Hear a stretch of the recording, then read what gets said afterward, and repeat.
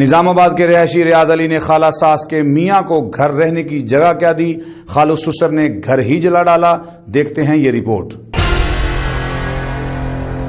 نظام آباد غازی آباد کا رہائشی ریاض علی رکشہ ڈرائیور ہے۔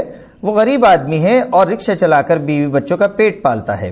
صلہ رحمی کے تحت اس نے خالہ ساس کو ان کے نکمے میاں سمیت اپنے گھر کے بالائی حصے میں پناہ دی، مگر آوارہ منش خالو سسر نے کسی ذاتی مخاصمت اور نامعلوم وجہ کی بنا پر ان کی عدم موجودگی میں گھر کو نذر آتش کر دیا۔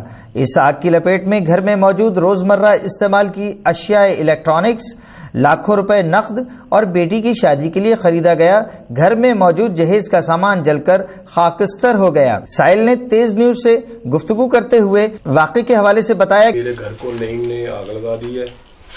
یہ میری آنٹی ہیں، یہ میری ساتھ رہتے تھے، ٹھیک ہے جی۔ میں نے ان کو اپنے پاس رکھا ہوا ہے، اور لیکن اس نے زیادتی کی ہے میرے ساتھ۔ میرا بچی کا جیب کا سامان جلا دیا سارا، میرا ساری جمع پونجی جتنی ساری زندگی کی تھی میری سب جلا کے راکھ کر دی ہے۔ اب لہٰذا میرے ساتھ پولیس بھی تعاون نہیں کر رہی ہے۔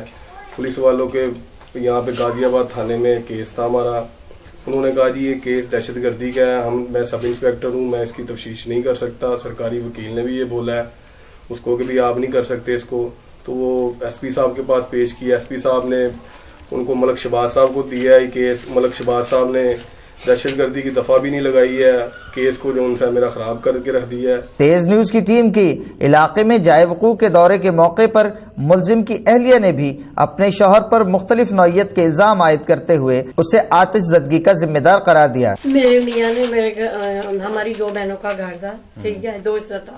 ایک میں نے اپنی بھانجے کو بیچ دیا تھا، بھانجے کے میاں کو ریاض علی کو۔ میں ان سے 8 سال پہلے بیچ چکی ہوں۔ اس وقت مالیت 3 لاکھ کی تھی، میں نے 1.5 لاکھ لے لیا اور میں نے کھایا، کیونکہ نشہ وغیرہ کرتے تھے، کام کوئی نہیں کرتے تھے۔ میں جب اوپر سے نیچے اترتی آئی، میرے دوپٹے کو آگ لگی، دوپٹہ پھینکتی ہوئی میں باہر چیختی ہوئی نکلی ہوں، تو میرے محلے والوں نے میرا ساتھ دیا ہے، وہ بھاگے ہیں، انہوں نے مجھے بچایا ہے۔